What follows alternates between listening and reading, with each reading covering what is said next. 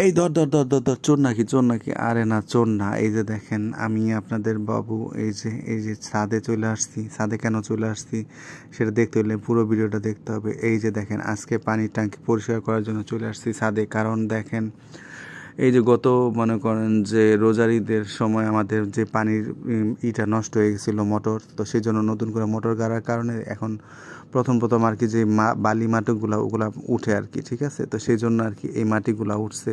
এখানে দেখা যাইতেছে মাটি, এগুলা মানে করেন যে বালুই আর কি। তো এই জিনিসগুলো আমার কাছে কেন জানি মনে হইতেছিল যে না, এই বালিগুলা বেশ কিছুদিন পানি মানে মোটর ট্যাঙ্কি ছাড়ার সাথে সাথে মানে বালু মাটিতে উঠে আর কি, ঠিক আছে। আর এই কল দিয়ে পানি যখন আসে তখন এই বালুগুলো একটু দেখা যায়। তো সেটা দেখে আমার কাছে কেন জানি মনে হলো যে হয়তো বা ট্যাঙ্কিতে ময়লা হয়েছে। তো সেটাই পরিষ্কার করার জন্য চলে আসছে আজকে ছাদে। এই যে দেখেন, ভিতরে নাইমাও পড়ছি।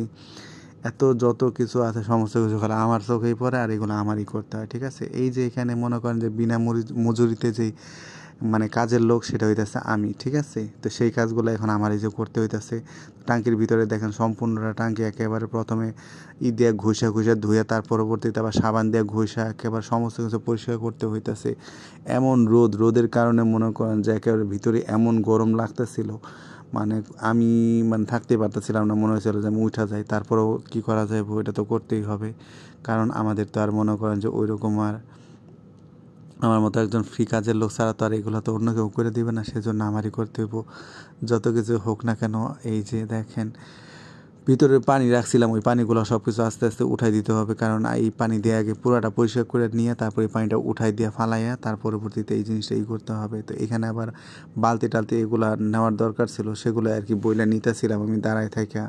আর এখানে আরেকজন আসছিল, বলছিলাম যে আমার একটু সব কিছু আগায় দিতে। তো সে আবার আগানো দেওয়া রেখে যে উল্টাপাল্টা পেঁচাল শুরু করছে। আর এই যে দেখেন টাঙ্কির প্রথম অবস্থা, আর এই যে পরবর্তীতে পরিষ্কার করার পরে এই যে দেখেন টাঙ্কির ফাইনাল লুক কেমন হয়েছে, অবশ্যই আপনারা কমেন্টসে জানাবেন।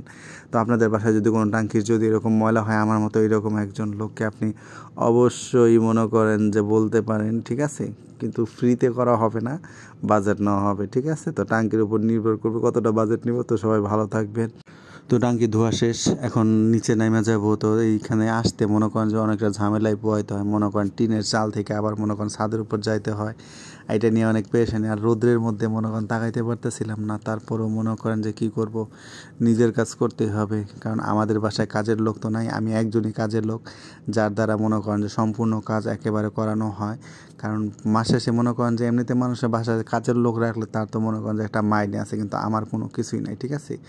ফ্রিতে মনে করেন যে সুন্দরভাবে কোনো অভিযোগ ছাড়াই আমার মতো কাজের লোক সমস্ত কাজ করে দেয়, ঠিক আছে। আর এই যে এইখানে দেখেন একটা ড্রাগন ফল মানে লাগাইছিলাম যে 1999 সালে, সেই গাছ মনে করেন বড় হইতে হইতে এখন পর্যন্ত হইতেছে না। পাশে কয়েকটা অ্যালোভেরা গাছ লাগাইছিলাম, সেগুলো ওইটার চাপে আর বড় হইতে পারতেছে না। তো এখন নাইমা যাবো। তো সবাই ভালো থাকবেন, সুস্থ থাকবেন। ভিডিওটা সম্পূর্ণ দেখার জন্য অসংখ্য অসংখ্য ধন্যবাদ। আসসালামু আলাইকুম।